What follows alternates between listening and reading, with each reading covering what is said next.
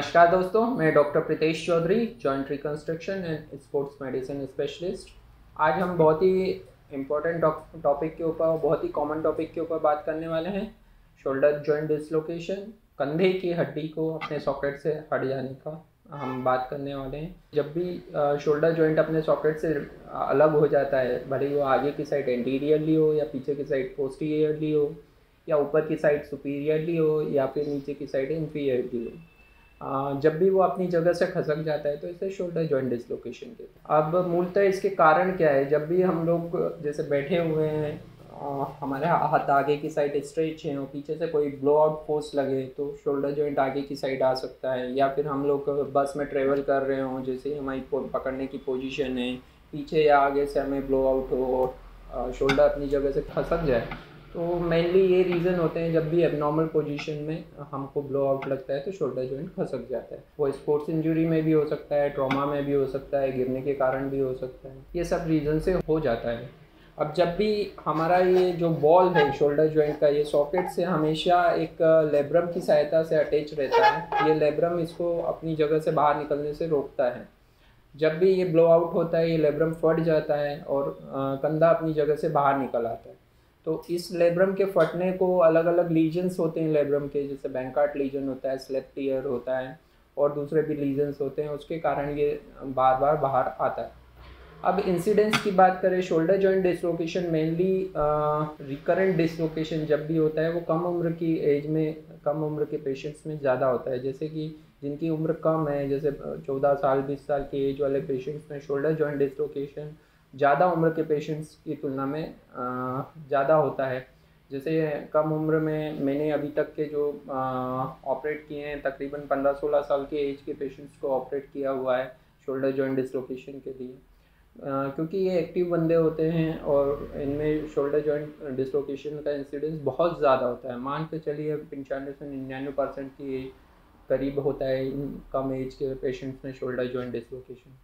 और ये incidence as बढ़ने के साथ कम होता जाता है। जैसे 45-50 साल की एज में ये रिकरेंट डिसलोकेशन का इंसिडेंस बस 30% के करीब ही रह जाता है। अब हम बात करते हैं बार बार शोल्डर जॉइंट डिसलोकेट क्यों होता है, मतलब रिकरेंट शोल्डर डिसलोकेशन के ऊपर। जब भी ये जॉइंट अपने सॉकेट से बाहर निकलता है, जैसे आगे की साइड निकल रहा है, एंटीरियर डिसलोकेट हो रहा है, तो ये जो हड्डी होती है ह्यूमरस, जो पीछे सॉकेट पर जा कर के हिट होती है, जिसके कारण कि बार बार होने से ये बोन डिफेक्ट बनने लग जाता है। हड्डियों में एक लीजन डिफेक्ट बनने लग जाता है, जहाँ से बोन लॉस होने लग जाता है। ये बॉल में भी होता है ह्यूमरस की, जिसे हिलसेक्स लीजन कहते हैं, और ये ग्लिनॉइड में भी होता है। अगर ग्लिनॉइड जो कि सॉकेट वाली बोन है, उसमें ये लीजन होने लग जाता है तो ये बोन पतली होने लग जाती है। अब पतली होने के कारण ऑलरेडी हमारा ह्यूमरस जो होता है, जो गोला होता है, वो सॉकेट की तुलना में 3 टाइम्स के करीब बड़ा होता है। अब ये अगर और पतला हो गया सॉकेट आपका, तो वो हड्डी इतनी थिन हो जाती है कि वो इसको बैलेंसिंग नहीं कर पाती है और सॉफ्ट टिश्यू इंजरी भी साथ में, लेब्रम टीयर भी होने के कारण ये बार बार बाहर होने लग जाता है। तो इस स्थिति में अगर हम, जब भी शोल्डर जॉइंट डिसलोकेट हो रहा है 1-2 बार पर, अगर हम इसको ढंग से ट्रीट नहीं करते हैं, उसको नेगलेक्ट करते हैं, तो वो बोन डिफेक्ट के लिए जाने लग जाता है ज़्यादा बार डिसलोकेशन होने से। और फिर हम लोग इसको ऑर्थोस्कोपिकली दूरबीन की सहायता से रिपेयर करने की जगह बोन के साथ भी रिपेयर करना पड़ता है। मतलब बोन की साइज़ हमको बढ़ाना पड़ता है। उसमें ये जो बोन आती है, इसको हम लोगों को काट करके यहाँ पर सॉकेट के यहाँ लगाना पड़ता है, जिससे सॉकेट की विड्थ बढ़ जाए। और ये प्रोसीजर फिर एक्सटेंसिव हो जाती है। ये ऑर्थोस्कोपिकली भी हो सकती है, पर चैलेंजिंग ज़्यादा हो जाती है। अगर ओनली सॉफ्ट टिश्यू लेब्रम वाला टीयर हो तो हम ऑर्थोस्कोपिकली बहुत इजीली उसको रिपेयर कर सकते हैं और उसमें अपना फंक्शनिंग पूरा पा सकते हैं। अब बात आते हैं शोल्डर डिसलोकेशन की साइंस मतलब हम कैसे पता करें नॉर्मली कि शोल्डर डिसलोकेट हो गया है। अब शोल्डर डिसलोकेशन में जब भी पेशेंट को होता है, वो अपने हाथ को अपने बॉडी से दूर की साइड ले जाता है, उसे उल्टा साइड घुमाता है, जिसे एक्सटर्नल रोटेशन कहते हैं। पेनफुल कंडीशन में होता है। जो हमारा ये कंधे का जॉइंट बोलें, ये जैसा फूला हुआ है डेल्टॉइड मसल के कारण, जब ये डिसलोकेट हो जाता है तो ये फ्लैट हो जाता है और जो बॉल है वो आगे की साइड या पीछे की साइड जाती है, तो ये हाथ पर हमको उभरा हुआ फील होने लग जाता है, ऐसा दिखने लग जाता है। मेनली ये साइंस हैं शोल्डर डिसलोकेशन के, जो आम जनता जान सकती है। आप कई लोग होते हैं जो वापस से शोल्डर रिलोकेट करा लेते हैं, भले ही वो मेडिकल प्रैक्टिशनर से कराएं या और किसी की सहायता से कराएं या खुद रिलोकेट कर लेते हैं। तो अगर वो रिलोकेट हो गया है तो उसका साइंस हम लोगों को कैसे डिफ्रेंशिएट कर पाएंगे। अगर हमारा हाथ अपोजिट शोल्डर की साइड जा रहा है तो वो कंधा हमारा स्टेबल है, रिलोकेट हो चुका है। अगर ये नहीं कर पा रहे हैं तो ये डिसलोकेटेड है। दूसरा साइन बहुत इजी है, जो रूलर टेस्ट होता है, कि जहाँ पर अगर हम स्केल रख कर देखते हैं तो ये उभार डिसलोकेशन के कारण चला जाता है, जैसे हम लोगों ने साइंस में बात करी है।